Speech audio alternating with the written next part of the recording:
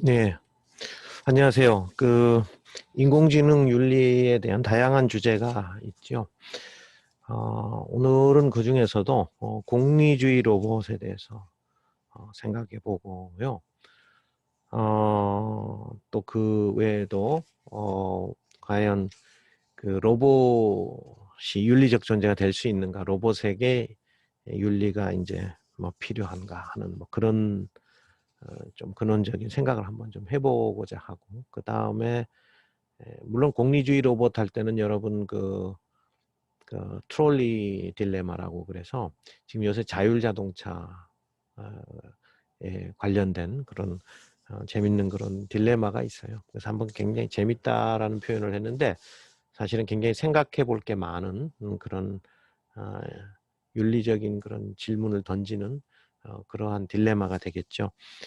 거기에 대해서도 좀 소개를 할 거예요. 그거는 공리주의 로봇하고 같이 이렇게 쌍을 이뤄서 한번 여러분들한테 소개를 할 거고, 아까 말씀드렸듯이 그 윤리적인 어떤 존재로서의 로봇이 가능한가 하는 그런 어, 또 주제를 가지고도 잠시 생각을 해보려고 그러고요.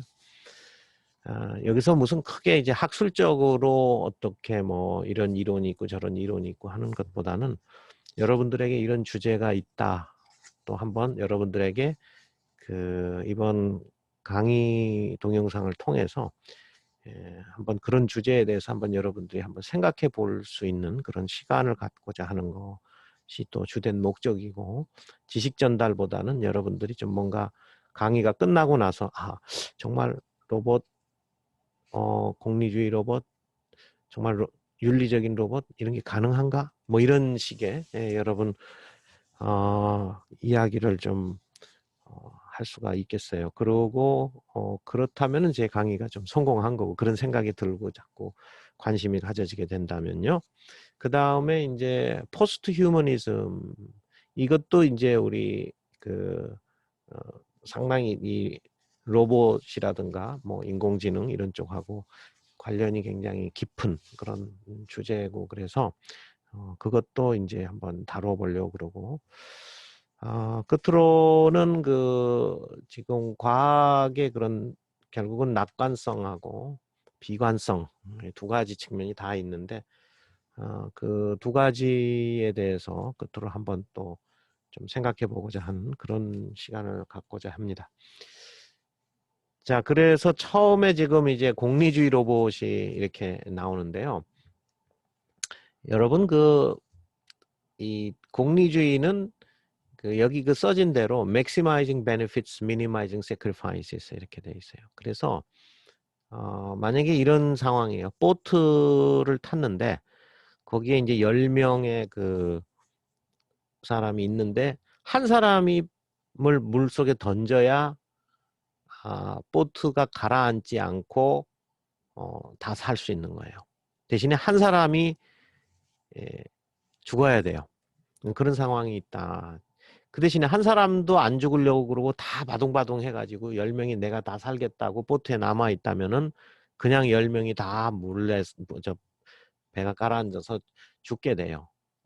그러면 여러분 벌써 이런 상황은 어떻게 해결을 해야 된다 하는 게 벌써 이제 머릿속에 들어오죠. 분명히 이거는 최소한 9은 살아야 될 거 아니에요.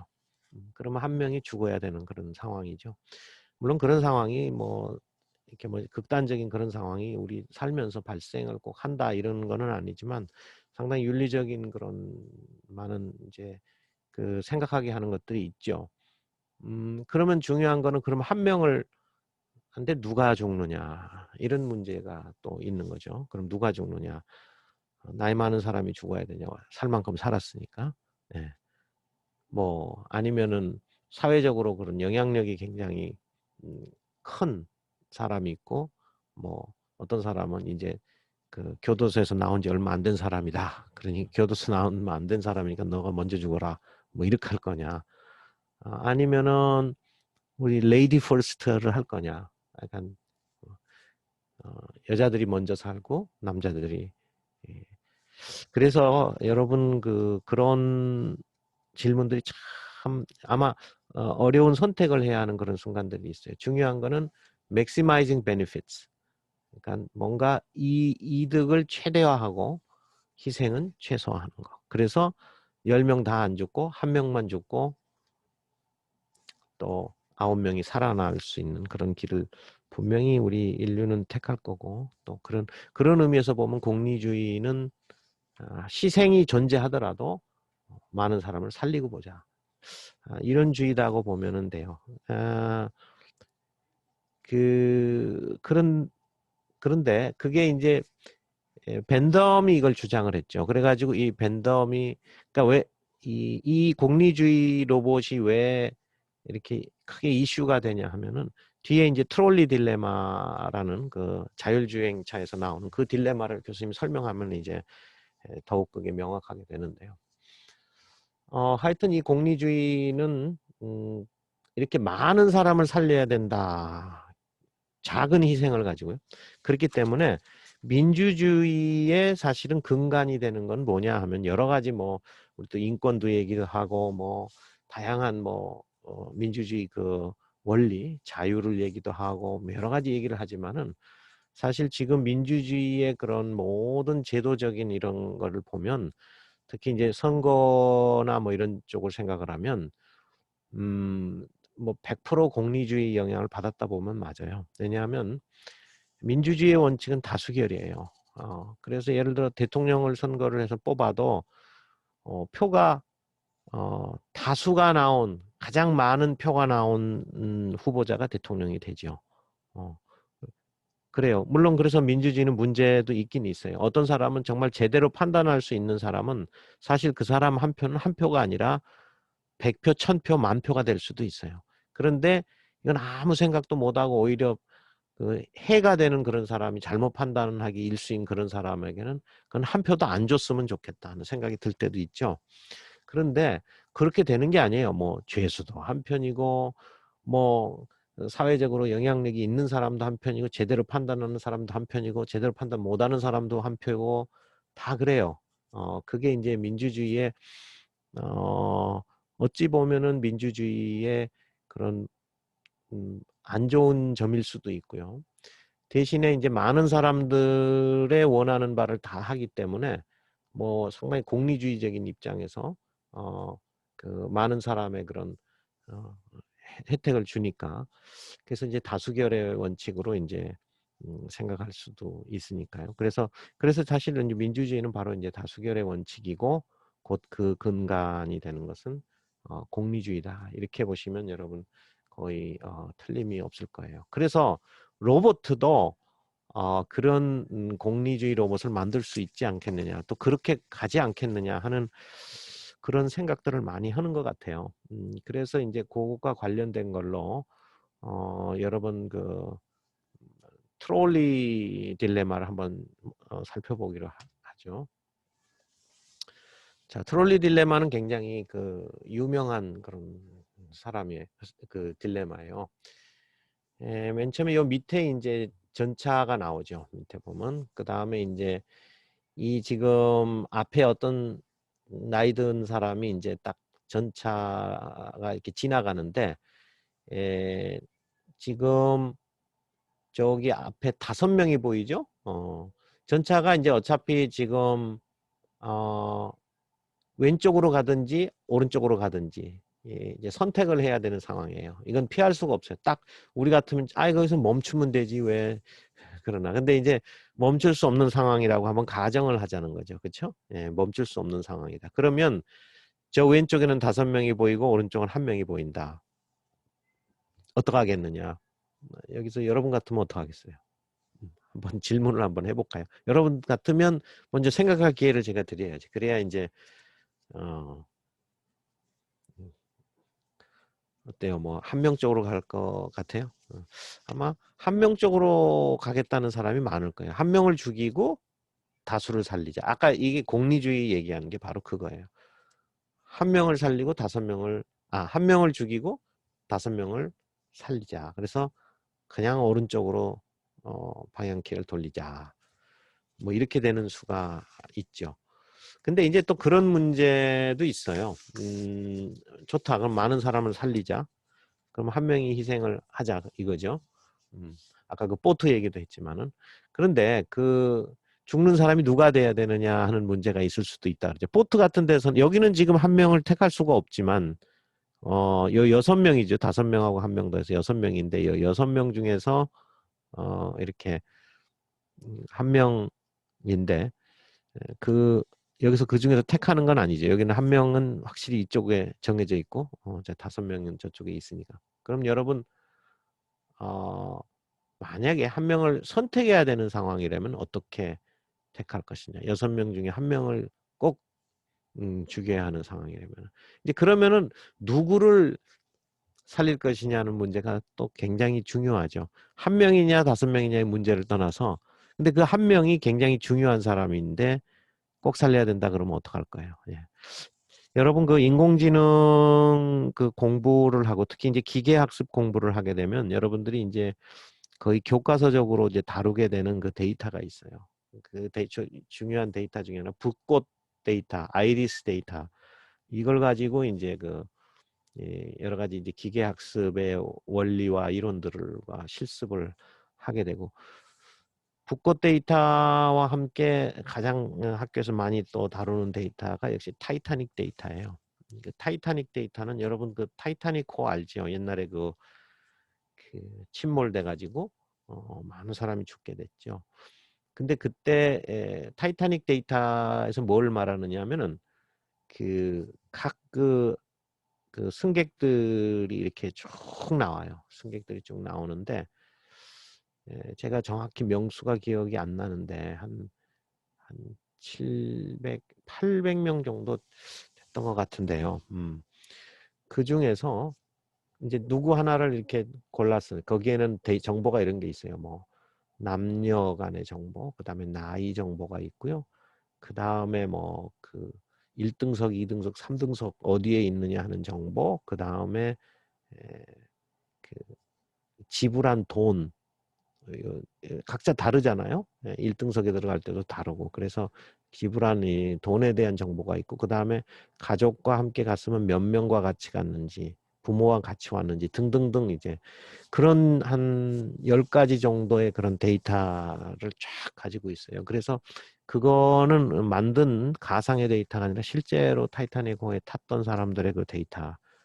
그러면 그걸 기초로 해가지고 그런 지금 말씀드린 그걸 우리가 피처라고 그러죠, 흔히. 근데 이제 그 피처 값들이 있고 그 값들을 중심으로 해서 과연 이 사람이 서바이브냐 아니면 살아있느냐 살게 되느냐 죽게 되느냐 이제 이거를 이제 예측하는 거죠. 그러니까 쉽게 말해서 뭐 이 사람의 나이는 얼마고 뭐 남자냐 여자냐 또 이런 정보 있잖아요. 그리고 1등석에 탔다 뭐 했다 뭐 했다 이런 정보를 딱 제공을 했을 때 이 사람이 살아 있겠느냐 아니면은 이 사람은 죽겠느냐를 예측해 보는 거죠.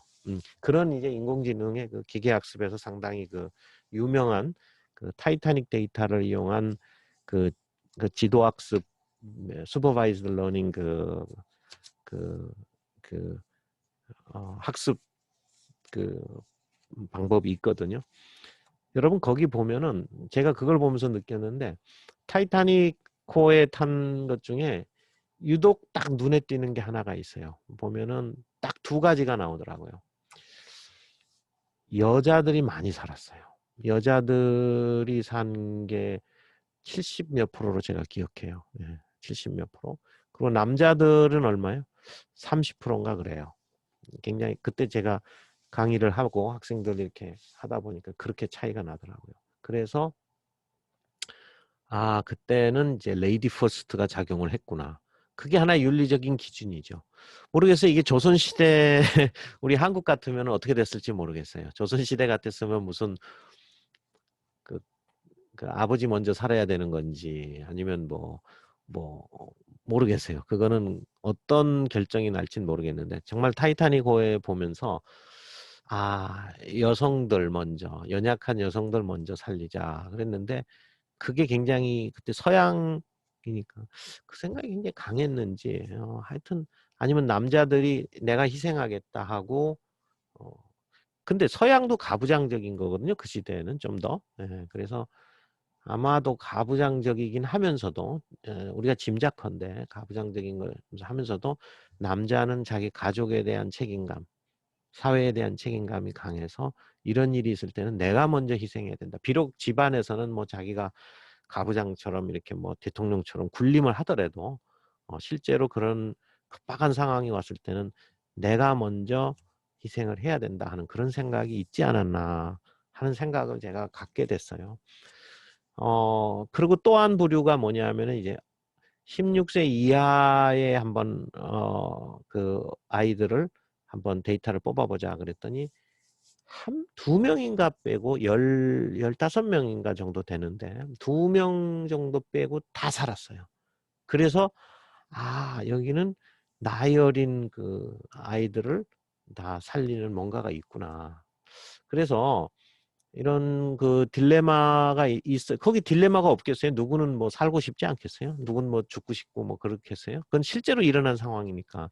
근데 그 데이터를 보게 되면은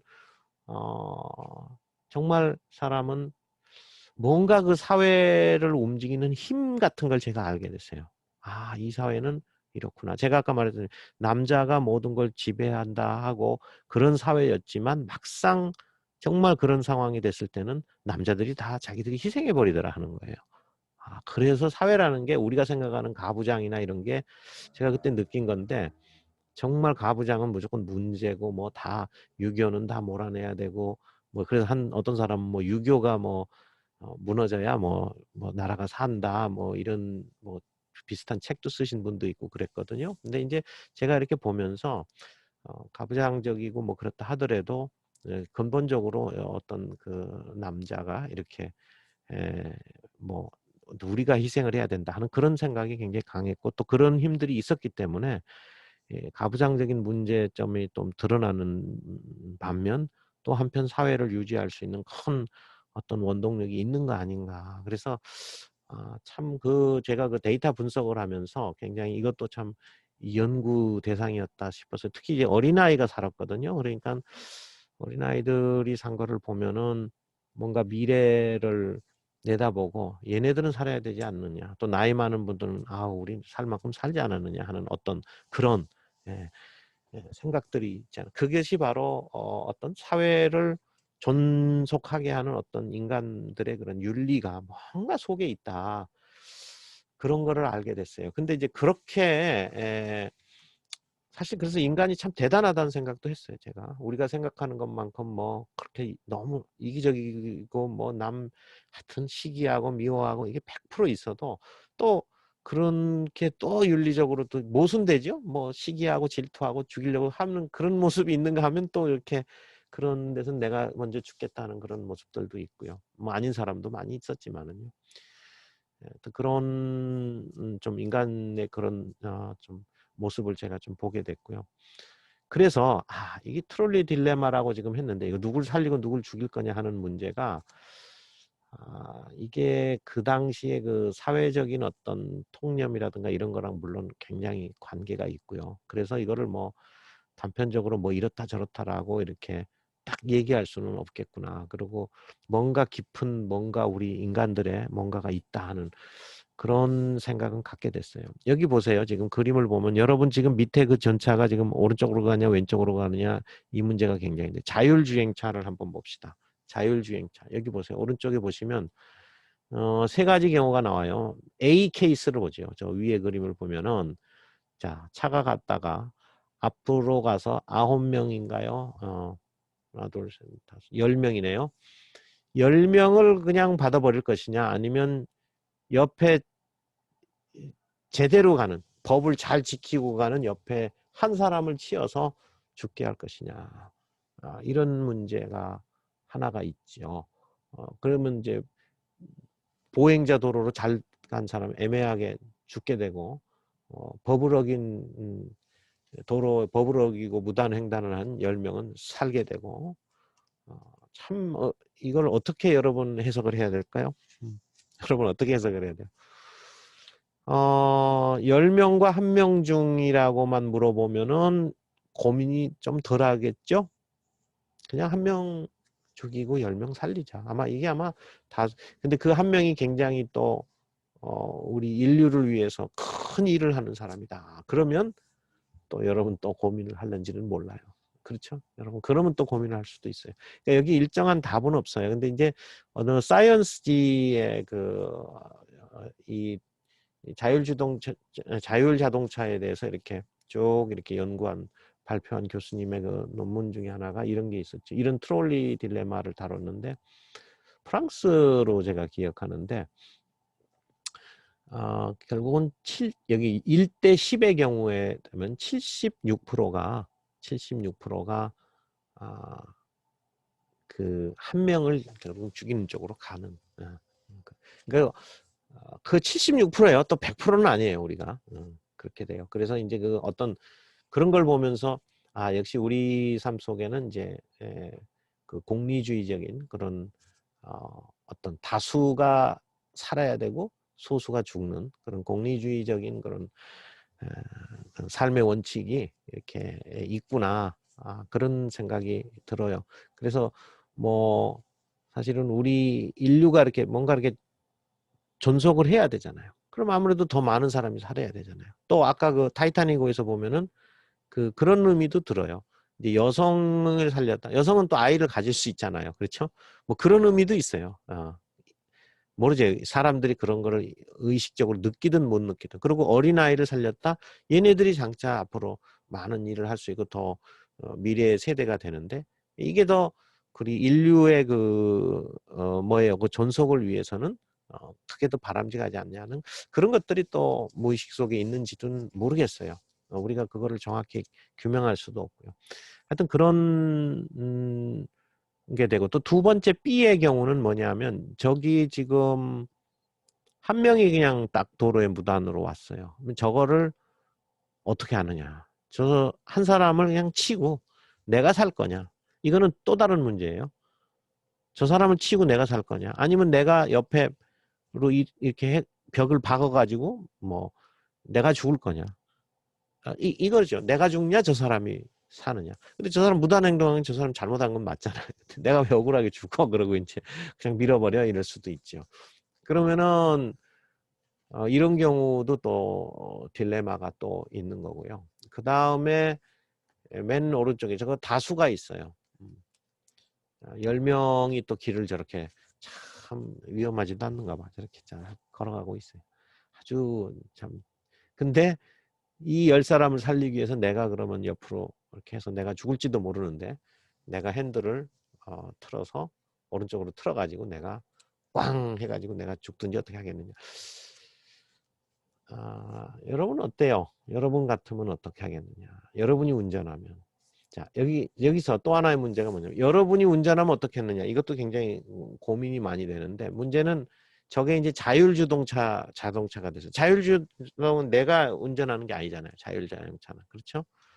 그래서 내가 운전하는 게 아니니까 자동차가 운전하는 거니까 저 자동차가 스스로 판단해야 되거든요. 인공지능이니까 어떻게 할 거예요? 이런 경우. 그냥 한 사람 요즘에는 그 욜로가 있잖아요. 그래서 몇 사람인지 다 카운트가 되잖아요. 실시간으로. 이제 5G 시대가 되면 딜레이 없이 그냥 그런 게 굉장히 쉽게 되고 그러면 10명인지 1명인지 컴퓨터가 인식을 할 수가 있어요. 그러면 이걸 어떻게 하겠냐는 거예요. 이걸 어떻게 하느냐는 거예요. 자, 이것이 이제 트롤리 딜레마. 본래 트롤리 딜레마는 밑에 전차의 얘기인데 이제 그 자율자용 자동차로 이렇게 확산이 돼가지고 이제 좀 이런 식의 세 가지 시나리오까지 이제 나왔다 하는 거죠. 이거에 대한 상당히 논쟁은 많고 여러분들이 어떤 답을 내려야 될지 그런 거는 많이 생각하게 하는 그런 건데 그래도 이제 보통 이제 설문조사나 이런 거를 해보고 사람들의 의견을 들어보면 상당히 많은 경우가 공리주의적인 그러니까 maximizing utility죠. 뭔가 이렇게 그거를 maximizing 하고 그 다음에 minimizing, sacrifice 희생은 최소화하는 방향으로 간다. 여러분 이 트롤리 딜레마도 한번 상당히 많은 생각거리가 있으니까 여러분 한번 또 관심 있게 한번 살펴보기를 바라고요. 그 다음에 이제 윤리적인 로봇. 그러니까 자율주행차가 아까 그것도 사실은 그러니까 자동차가 그러니까 인간도 인간인데 인간도 결정하기가 어려운데 자동차가 어떤 윤리적인 어떤 에이전트가 돼 가지고서 그런 윤리적인 판단을 하겠느냐 또 한다면 어떻게 프로그램으로 만들겠느냐 하는 그런 문제라는 거죠. 결국은 자율자동차에다가 아까 저런 케이스 중에 어떻게 하겠느냐, 한 명을 치겠느냐, 10명을 치겠느냐, 내가 살기 위해서 그냥 밀고 가겠느냐, 뭐 등등등 그런 상황에서 어떻게 하겠느냐 이런 윤리적인 문제를 좀 던지는 거죠. 그래서 윤리적인 인공지능 또 윤리적인 로봇, 인공지능 자체에다가 윤리를 부여할 수 있느냐, 부여 안 되면 공리주의적인 저런 걸 부여해야 되겠느냐. 사실 오늘은 이런 주제들이 꽤 많이 얘기가 되는데 두 번째로 여기 보면 윤리적인 로봇이 가능하겠느냐. 그러니까 인공지능 로봇이 윤리를 가질 수 있느냐.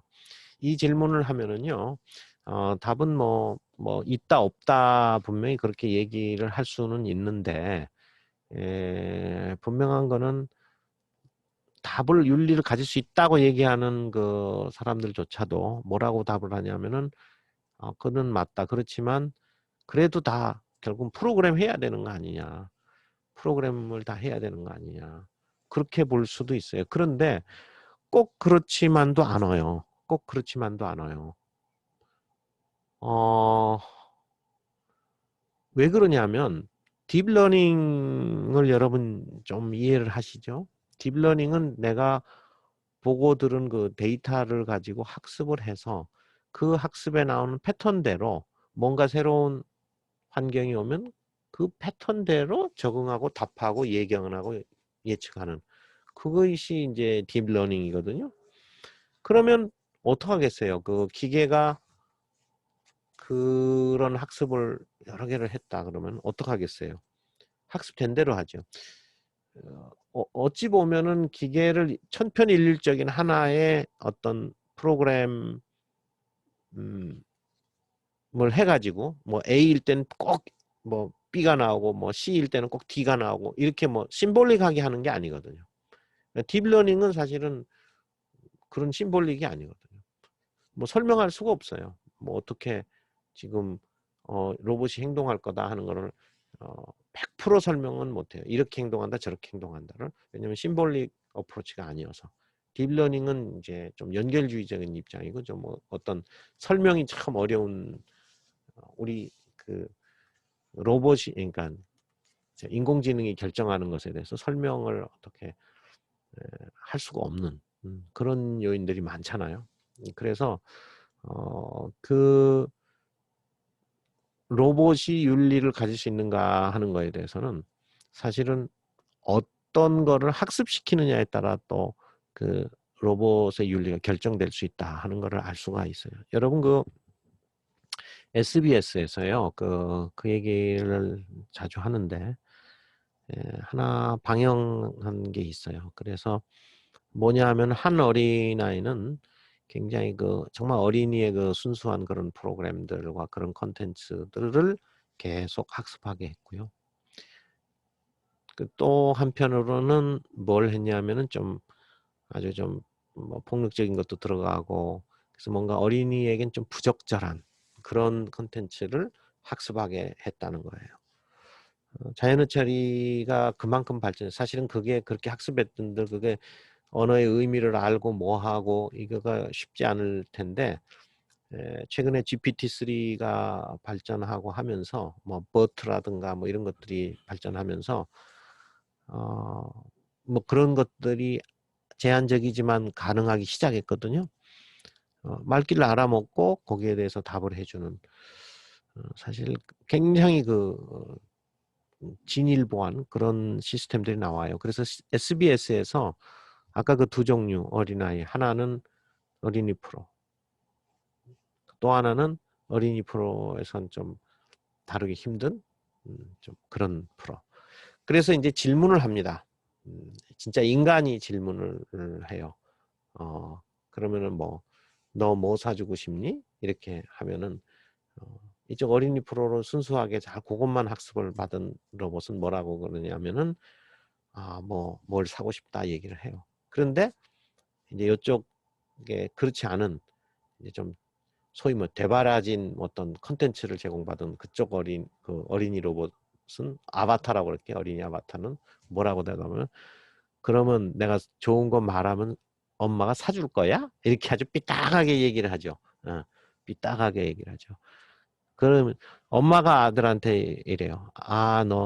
내가 너 사랑한다. 그러니까는 아들이 뭐라 그래요?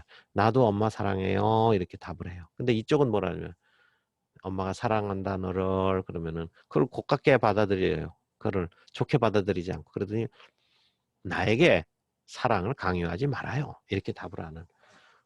그런, 아마 여러분 동영상에서 SBS하고 뭐 GPT 뭐 이런 거 치고, 혹시 그 회사 그때 그거를 실제로 실행했던 회사가 솔트룩스라는 기업이 있어요. 이제 거기 아마 그런 식으로 키워드를 치면은 좋을 것 같아요. 사실은 제가 이제 그런 것들을 좀 여기서 좀 보여주고 싶어요. 그런데 유튜브 동영상을 이제 조금만 일부라도 이렇게 보여주면은, 그러고 이제 유튜브에 올린다거나 뭐 그러면은, 그거는 저작권이 걸리는 건지 어쩐 건지 이게 딱 캐치를 해가지고요. 이게 이 방송이 그러니까 이게 안 나오게 딱 해버리더라고요. 그래서 유튜브 동영상이나 이런 건 함부로 이렇게 뭐 공식적인 데는 뭐 이렇게 올릴 수가 없구나 해가지고 뭐 허락을 받든지 해야 되는구나. 제가 그렇게 좀 알게 됐고요. 그래서 사실은 지금 그 유튜브를 보여주면 더 좋겠는데, 그래서 대신 제가 말로 하는 거예요. 뭐 키워드를 SBS, GPT-3, 뭐 솔트룩스 이런 거 치면은 그 어린아이 그 동영상이 나온다. 예, 그거 여러분 한번 참고해서 꼭 봤으면 좀 좋겠다는 싶어요.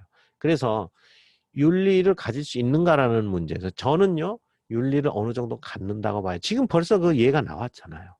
제가 이제 컴퓨터 공학자의 입장에서 말하는 거예요. 그런 시스템이 나오고 앞으로도 좀 나온다면, 뭘 학습하느냐에 따라서 그 나오는 게 다른 거예요. 그래서 제가 밑에 저기 이제 인공지능 부처님은 가능한가 이거를 제가, 이것도 유튜브에 그 법륜 스님이 아주 그 즉석에서 답을 잘해주죠. 저는 뭐 예수 믿지만은 그래도 이런 법륜 스님 답변하는 거 보고 있으면 참 잘하신다 그런 생각이 많이 들어요. 근데 이제 거기에 질문이 하나 있어요. 인공지능 부처님을 만들 수 있냐고 이제 객석에서 이제 누가 몰라 아주 정말 궁금해서 하셨겠죠. 그래서 이제 인공지능 부처님이 가능하냐 그러니까 법륜 스님 답변이 뭐였을 것 같아요? 여러분 같으면 어떻게 답하겠어요? 한번 생각해 보세요. 한 10초만 드릴까? 5초만? 네. 인공지능 부처님은 가능한가? 법륜 스님은 가능하다고 얘기를 하세요. 요것도 유튜브에 나와요. 그래서 아마 인공지능 부처님, 법륜 스님 뭐 하면 나올는지 모르겠어요. 한번 여러분 한번 조사를 해서 한번 좀 한번 살펴보기 바래요. 법륜 스님이 얘기한 건데 가능하다. 근데 가능한데 또 한편으로 보면 뭔가 불가능할 것처럼 또 답을 또 하세요. 이 참 지혜롭게 답하는 게 이런 건가 보다. 이게 예스도 아니고 노도 아닌 그 답으로 하면서도 그럴싸해요. 그럴싸한 게 아니라 그렇겠다 싶어. 저는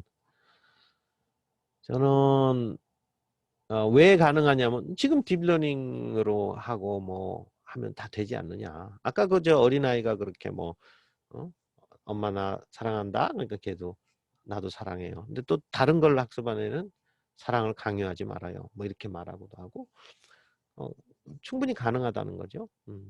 가능한데 그러니까 인격이 어느 정도 가능한 거예요. 이렇게 어린아이는 아주 순수하게 자란 애로서 인격을 가진 그런 어린애. 그 다음에 여기는 좀 삐뚤어진 시각을 가지고 보는 그런 인격을 가진 어린아이. 이 양쪽이 다 가능한 거거든요. 양쪽이 다 가능해요. 그 말은 뭐냐면 딥러닝이나 이런 걸 통해 가지고 어떻게 한다는 거예요. 하나의 윤리적인 존재를 어느 정도 만들 수 있다. 야, 무서워요? 어느 정도 가능하다고 봐. 그러니까는 법륜스님 말이 난 틀렸다고 생각을 안 해요. 사실은 저 공학자로서의 생각이고 또 딥러닝이나 이런 쪽으로 개발도 하고 하니까 그걸 느끼는데 가능은 하겠다는 생각은 들어요. 단지 법륜스님의 답이 더 걸작이에요. 나중에. 그런데 못할 것 같대. 여러분 왜 그러겠어요? 아니 부처님 같은 그런 거를 뭐예요? 에, 그런 윤리 또 인격을 가진 로봇을 만들려면 학습을 뭐예요? 부처님이 하신 그 삶의 모든 데이터와 말과 이거를 그 뭐예요?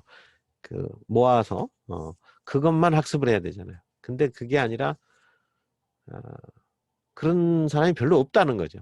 그러니까 딥러닝은 뭐예요? 데이터가 많아야 뭐 딥러닝을 하는데 데이터 자체가 부족한 거라 이거죠. 그러니까 참 명답이다 그런 생각이 들었어요. 야, 어떻게 저렇게 지혜롭게 답할 수 있을까? 가능하다. 그러나 데이터가 작아서 못하겠다. 그게 이제 사실은 이제 법륜스님의 답변이었다. 그래서 제가 이렇게 이런저런 얘기하고 또 SBS의 그 어린아이 그런 걸 보여주고 하는 거는 사실은 제가 이제 좀 그 철학적인 뭐 철학자 출신이 아니고 공학자의 입장에서 하는 거기 때문에 어떤 현실적으로 이제 시스템이 어느 정도 가능한가 안 한가 이제 이런 것들을 가지고서 여러분들 좀 얘기를 하다 보니까 어떤 뭐 심오한 이론적인 백그라운드는 아니지만은 여러분들에게 이게 가능한지 안 한지 또 윤리적인 로봇가 어떤 건지 이런 것들을 한번 여러분들이 생각할 수 있는 좀 기회를 제공해 줄 수 있다. 그렇게 생각을 하고 있어요. 그래서 여러분 여기 그 다음에 보면 이제 법륜스님 사실은 여기에 우리 지금 이렇게 그 이제 공식적인 그런 데서는 제가 이거를 잘 안 틀어주고 그러니까 이게 지금 좀 비공식적인 자리면은 요걸 딱 클릭을 하면 법륜스님 사진을 클릭하면 이분의 동영상이 나와요. 예, 하여튼 저렇게 생긴 분이죠. 예, 여러분 아마 많이 뭐 가끔씩 TV나 뭐 유튜브에서 보셨을 거예요. 그 다음에 이제 또 그 로봇이 윤리를 갖느냐는 문제, 그 앞에서 뭐 공리주의 로봇이 가능하냐, 뭐 인공지능이 윤리가 가능하냐, 뭐 이런 얘기가 나왔는데 또 하나가 또 뭔가 뭐예요? 윤리를 갖는다, 로봇은 윤리적인 존재다. 그 말은 무슨 말이에요? 무슨 말이에요? 거의 인간과 로봇이 또 인간과 인공지능이 동격화되는 듯한 그런 느낌 안 받으세요? 맞지요. 동격화되는 느낌을 받아요. 지금 사실 이제 포스트 휴머니즘이라는 주제도 뭔가 그런 거를 암시하는 주제. 사실은 오늘 이 주제들이 보면은 인공지능이 거의 인간과의 그런 동격의 의미로 가는 그런 거를 내포하는 그런 주제들을 사실은 무서운 주제들을 다루고 포스트 휴머니즘이 왜 그런지 트랜스 휴머니즘이 왜 그런지도 제가 이제 설명을 좀 드리려고 그래요. 근데 그래서 누군가 그런 얘기를 했어요. 인류에 있어서 정말 쇼킹한 사건은 두 가지가 있다. 뭐 두 가지만 있겠어요. 여러 가지 있겠죠. 근데 이제 쇼킹한 사건이 두 가지가 있다. 첫 번째 사건이 뭐냐 하면은 바로 진화론이다. 왜 그런겠어요? 왜 진화론이 첫 번째 쇼킹한 사건이었나? 사람이 만물의 원장이고 최고인데 동물 어디서 우리가 이제 아메바부터 시작을 해가지고 뭐 어떻게 진화해서 원숭이로 오고 또 원숭이에서 인간으로 진화. 결국은 뭐예요? 우리 원숭이 보면 우리 조상님입니다 하고 절해야 되잖아요.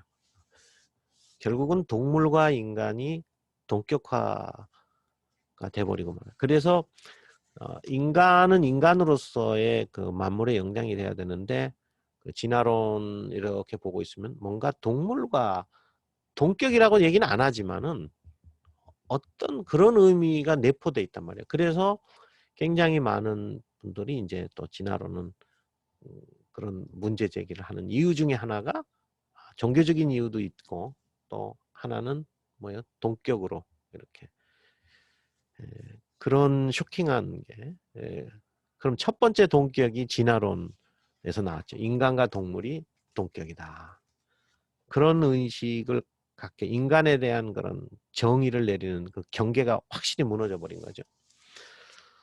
그럼 두 번째 쇼킹한 게 뭐냐 이거죠. 두 번째 쇼킹한 거. 그럼 뭐 지금 벌써 말을 많이 했잖아요. 두 번째 쇼킹한 거는 아무래도 로봇 또는 인공지능, 기계. 결국은 기계하고 인간이 동격이 돼 버렸어요. 그 전에 뭐 자동차, 뭐 그 전에 있던 자동차라든가 그 전에 있던 뭐 포크레인이라든가 뭐 이런 기계 믹서기도 있고요. 가정에 뭐 냉장고 있고 이런 것들이 우리랑 뭐 동격이라는 생각은 안 하잖아요. 뭐 기계지 뭐 그냥 기계에 무슨 인격이 있나. 근데 인공지능이 되면서 이게 뭔가 이게 그런 흐름이 잡힌다. 그래서 조금 전에 그랬잖아요. 과연 로봇이 이 윤리를 가질 수 있느냐 하는 그런 문제. 그 교수님 얘기한 바 그대로 아니에요. 실제로 그 시스템이 구현되잖아요. 그리고 법륜 스님은 또 만들 수 있다고 하잖아. 그러면서 부처님 데이터가 없어서 못 만든다고 하시지만은 그래도 만들 수는 있다. 부처님이 많으면 만들 수 있다 하는 거 아니에요. 여러분 그렇게 됐는데 이 포스트 휴머니즘하고 트랜스 휴머니즘 쪽에 가도 그런 게 조금씩 암시가 돼 있다. 이렇게 봐도 뭐 아마 여러분 좀 과언이 아니다. 근데 트랜스 휴먼, 그러니까 포스트 휴머니즘이라는 건 굉장히 그 휴먼이라는 건 굉장히 그 다양한 그런 견해들이 많이 있어요. 이게 뭐냐면 휴머니즘 이후잖아요. 포스트라는 거는 그렇죠. 그 이후인데 언제부터 이런 생각이 나왔냐면 이건 뭐냐면은 유전자 정보 그러니까 이제 게놈 그 지도가 이렇게 다 이렇게 풀려지고 그 다음에 이제 그런 쪽의 연구들이 분자생물학 쪽의 연구들이 굉장히 발전할수록 결국은 유전자 조작이 또 가능하잖아요. 유전자 치료뿐만 아니라 그렇죠. 그래서 뭐 다음 세대를 뭐 내가 원하는 사람 만들 수도 있지 않나 하는 뭐 그런 생각을 하는 경우도 나오고 그래서 뭐 우리가 이제 하나님이 창조를 했지만 우리 인간이 또 우리 인간을 제2의 창조를 할 수 있다는 그런 생각마저 갖게 됐었고요.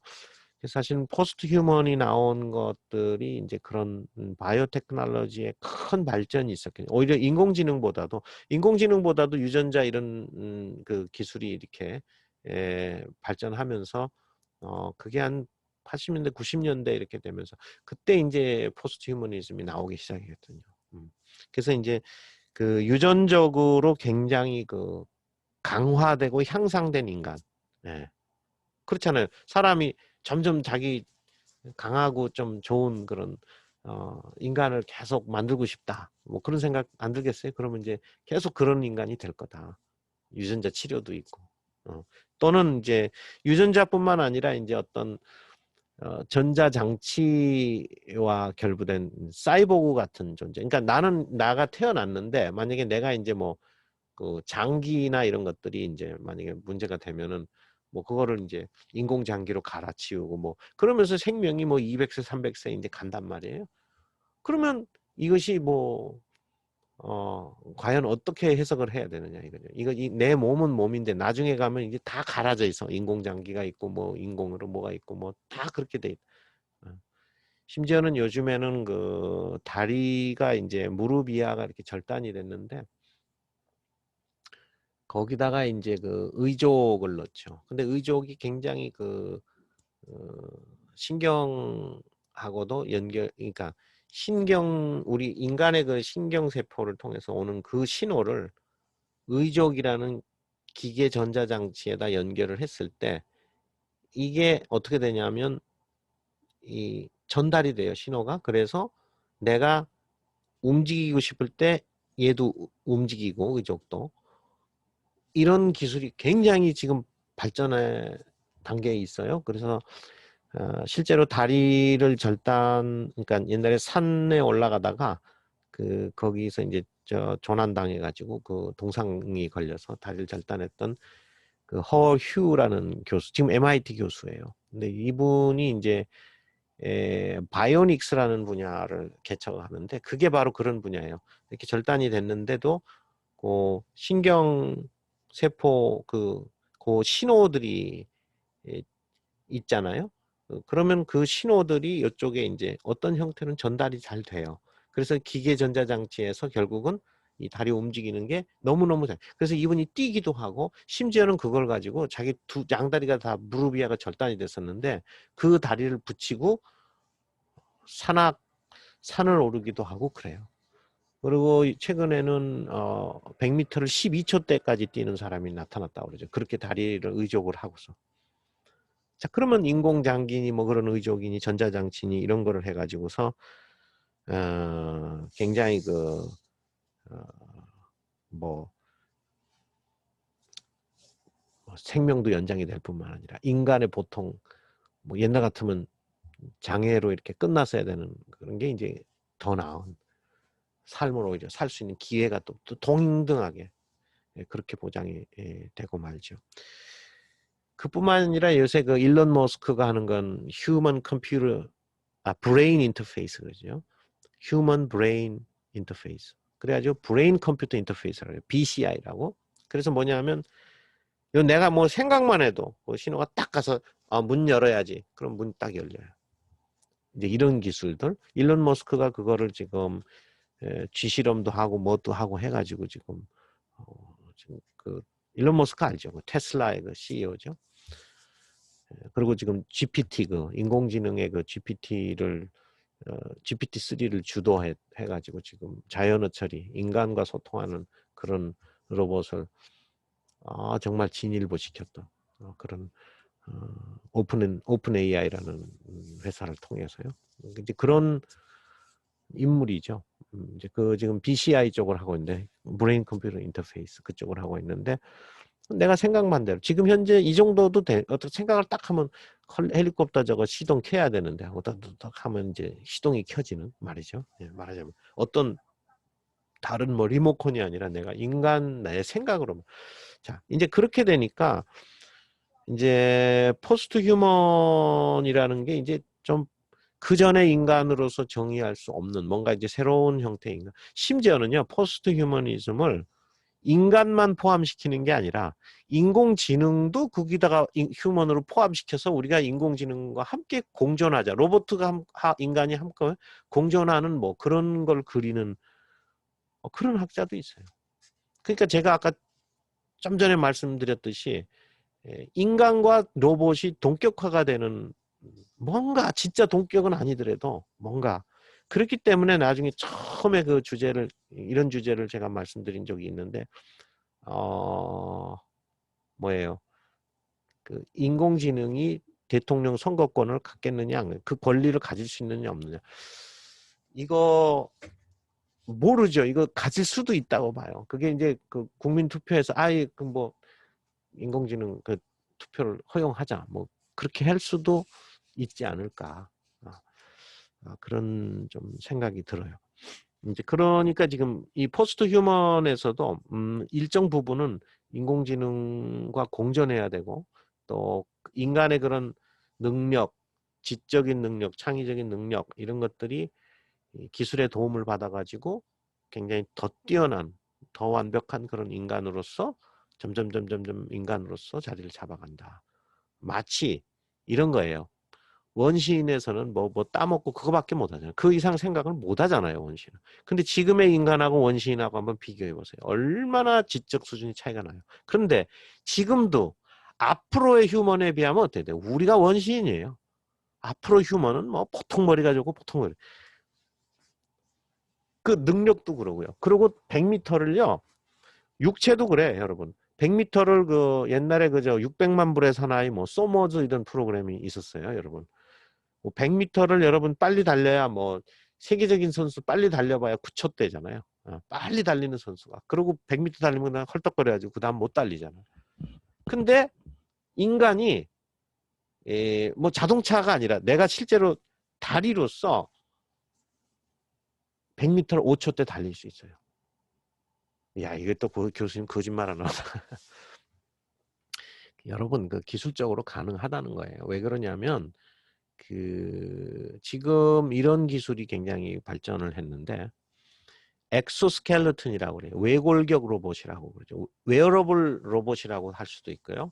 엑소스켈레톤이라고 외골격 로봇 아마 뭐 자료를 한번 뭐 인터넷이든지 유튜브는 이렇게 한번 찾아보세요. 엑소스켈레톤이라고 해요.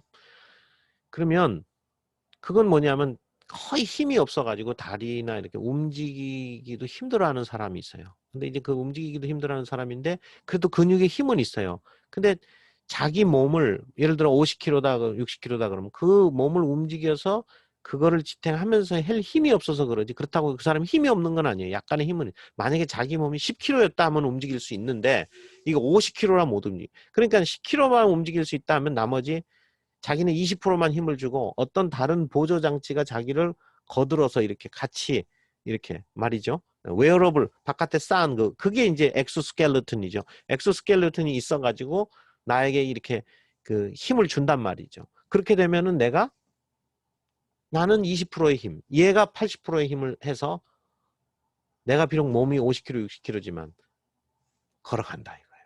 실제로 성공을 많이 했고 걸어가고 있어요. 걸어가고 있어요. 그래서 그것이 이제 우리가 이제 노동시장에 보면은 이제 중공업 회사나 이런 데 보면은 나이가 많으면 이제 막 무거운 것도 들고 뭐 이렇게 하고 서서 일하고 굉장히 어렵거든요. 근데 이제 엑소스켈레톤 기술이 발전하면 어땠대요?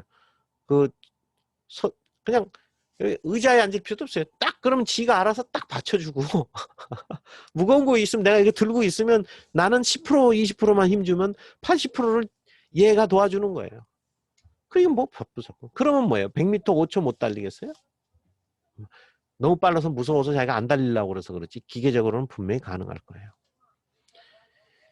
이제 그 포스트 휴머니즘이라는 거는 어떤 그런 뭐 철학적인 어떤 그런 이야기보다도 여러분 지금 휴머니즘 이후에 인간이 어떻게 바뀌냐 하는 거를 좀 예를 들어서 설명을 해줘야 되고요. 그런 식으로 이제 좀 여러분들한테 지금 말씀을 드리는 거고 여기서 이제 트랜스 휴머니즘이라는 게 나오는데 트랜스 휴머니즘이라는 거는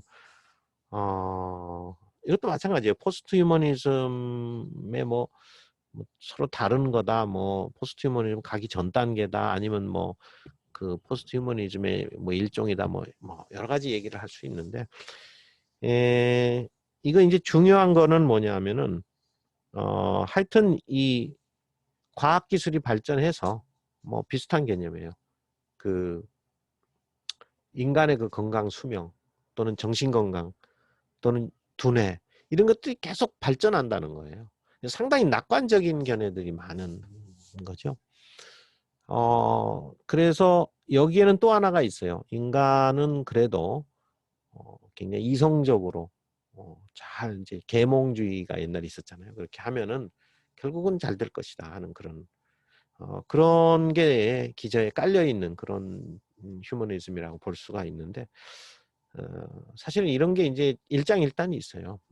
이런 생각이 뭐 맞을 수도 있고요. 근데 이제 이성에 대한 어떤 절대적인 신뢰, 인간의 이성에 대한 절대적.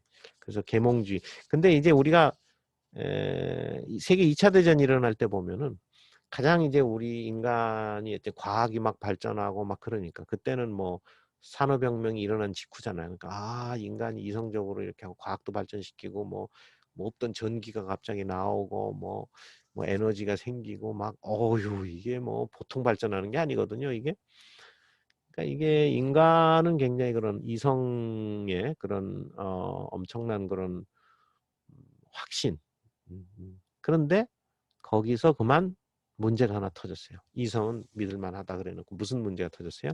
히틀러의 등장이죠.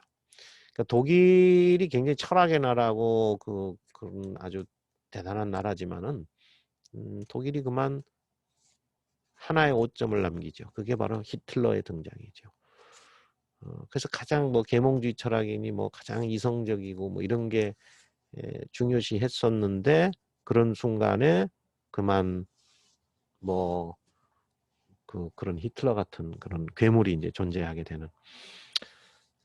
그래서 과연 이성적인 그런 것을 완전히 우리가 그렇게 좀 믿을 수 있느냐. 그런 또 회의가 없는 건 아니에요. 그렇지만 분명히 보면은 포스트 휴머니즘과 트랜스 휴머니즘은 분명히 보면은 상당히 그런 우리 인간에 대한 그런 옵티미스틱한 그런 생각을 많이 가지고 있다 하는 그런 정도 여러분들이 좀 생각을 하고, 우리가 또 지금 사는 인공주의 지능의 그런 시대라는 거는 뭔가 그런 로봇과도 공존해야 되고, 로봇과 인간이 어쩌면 동등하게 헷갈리며 가지고 뭐 동등하게 생각할 인간은 없을 것 같은데, 그래도 현실적으로는 뭔가 그리고 또 로봇한테도 나중에 밀려가지고 내가 뭔가 그것 때문에 고민하고 갈등하는 그런 시대가 오지 않았나, 그런 생각이 좀 들어요. 다시 말하면 인간이 뭔지 그 정의 자체, 또 인간은 바로 이런 거다, 만물의 영장이다부터 시작해서 인간에 대한 어떤 정의가 있는데 이거 자체가 굉장히 경계가 허물어지는 듯한 그런 시대, 그런 시대가 바로 포스트 휴머니즘의 시대고 트랜스 휴머니즘의 시대다. 그래서 교수님이 이제 끝에 이제 과학을 보는 두 관점, 이걸로 이제 마무리를 이번에 지으려고 하는데, 비관주의와 낙관주의가 다 있어요. 과학의 발전으로 인해서 우리 삶의 그런 사고방식, 행동양식 이런 것들이 상당히 바뀌죠. 과학 때문에. 특히 인공지능 때문에는 엄청나게 바뀔 걸로 믿어요. 근데 그 바뀌는 것이 이제 뭐 다 좋아요. 좋은 관점으로 될 수도 있고 나쁜 관점으로 있어요. 예를 들어 이제 과학을 낙관주의냐 비관주의. 우리나라 같은 경우는 굉장히 비관적이었죠. 옛날에 조선시대 같은 경우. 예를 들어 김정호가 말이지 그 대동여 지도 알잖아요. 우리나라에 이거를 지도를 그렇게 만들었으면 어때요? 낙관적인 견해가 있으면 야, 이 지도가 있으니까 이제 우리나라는 뭐 여기는 산이니까 산은 어떻게 개발하고 뭐는 어떻게 하고 강은 여기 있네 어떻게 하고 뭐 우리가 만약에 적군이 쳐들어오면 요걸 이용해 가지고 여기서는 작전을 여기서는 이렇게 세우고 저기서 얼마나 좋아요. 낙관적으로 생각하면. 근데도 비관적으로 생각하면 뭐예요? 이 정보가 일본 외놈의 손에 들어가면은 우리나라가 완전히 초토화되고 뭐 어쩌고 막 실제로 그때 이제 비관주의가 더 강했지요. 그래서 이제 그분이 이제 제가 알기로는 감옥에 간 걸로 알고 있는데, 하여튼 뭐 그런 거 하다가 뭐 감옥에 가는 사람 한두 번 본 게 아니기 때문에 세상이 그렇잖아요. 그래서 이제 낙관주의와 비관주의가 있다. 우리가 사실은 노벨이 그 다이너마이트를 이렇게 발명을 했을 때 무슨 생각을 했어요? 야, 이걸로 가지고 저기 저 산 밑에다 저걸 탁 터뜨리면 터널 파는데 좋겠다. 그렇게 생각한 게 노벨의 그 생각 아니었어요? 근데 그거는 낙관주의. 근데 결국은 어떻게 돼요? 어떻게 사용했어요? 살상용으로 2차 대전 때 보면은 많은 사람을 이제 죽이는 그런 도구로 다이너마이트. 사실 그렇게 많이 사용됐죠. 그렇게 사용됐잖아요. 그래서 이제 우리 과학과 윤리 이쪽의 관점에서 보면은 그런 거를 갖다가 뭐 낙관주의, 비관주의를 떠나서 과학 기술의 uncontrollability. 그래서 어떤 조절의 상실, 조절을 못한다 이거죠. 예를 들어 이제 와서 과학 발명한 사람이 야 다이나마이트 사람 죽이는 대로 다 썼어? 쓰지 마. 그런다고 안 씁니까? 한 번 그렇게 된 건 써요. 인공지능? 나 안 해. 예를 들어 구글이 선언을 해. 나 인간적으로 도저히 이거는 이제 인간 파멸의 길로 가니까 나 이제 로봇 안 만들어. 그러면 구글 자기가 안 만들면 안 만들지. 옆에 뭐 페이스북 뭐 마이크로소프트 뭐 아마존 이런 애플 이런 데 가만히 있나요? 삼성도 가만히 있나요? 아니지. 우리는 저거 경쟁자 하나 안 한다고 우리가 좋아하겠죠. 오히려. 한번 이렇게 기술이 발전하기 시작하면은 정말 어떤 때는 악마로 변해버릴 수도 있고요. 그래서 사실 일론 머스크 스스로가 그 얘기를 했잖아요. 이제 자연어 처리나 이런 걸 하면서 우리가 악마를 소환하고 있다. 본인이 그렇게 얘기를 하잖아요. 그런 거예요. 그런 게 있는가 하면 또 한편으로 보면 우리의 삶에 편리한 그런 면이 있다 하는 거예요. 근데 여러분 어떤 쪽이든 야 이게 기술이 발전하니까 뭐 이렇게 좋잖아요. 뭐 미국도 하루 만에 가면 갈 수도 있고 비행기로 가잖아요. 뭐 전화하지. 저는 신기해요. 뭐 이렇게 어떻게 이렇게 예?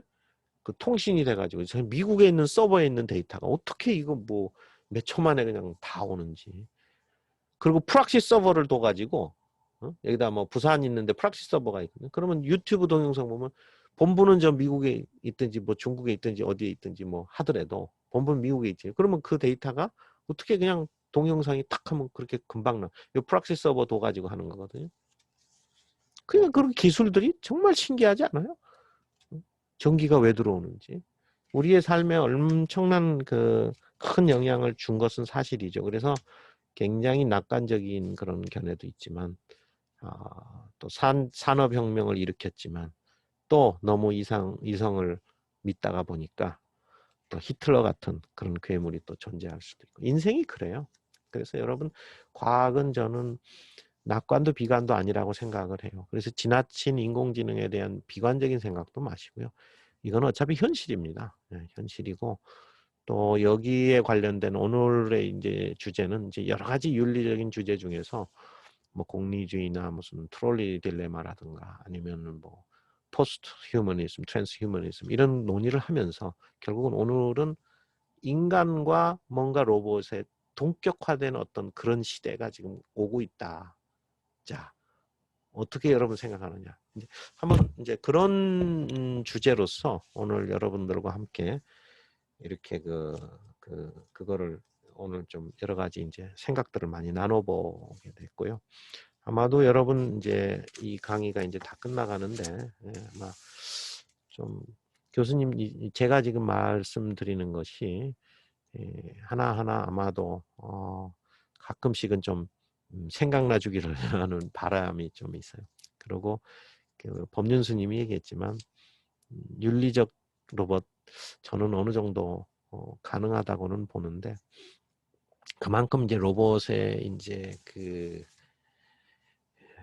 시대가 이제 오게 되면은 또 어떤 쪽이 현실적으로 좀 올 수밖에 없지 않느냐 그런 생각은 해요. 그 시기가 언제냐의 문제일 뿐이지 그건 오긴 온다.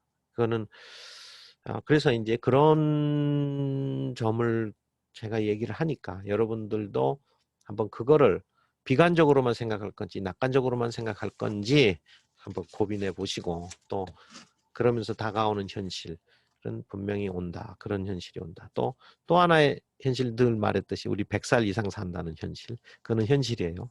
그거는 내가 아유 나 100살까지 살기 싫어. 뭐 이렇게 나 피하는 그거는 염세주의로밖에 안 되죠.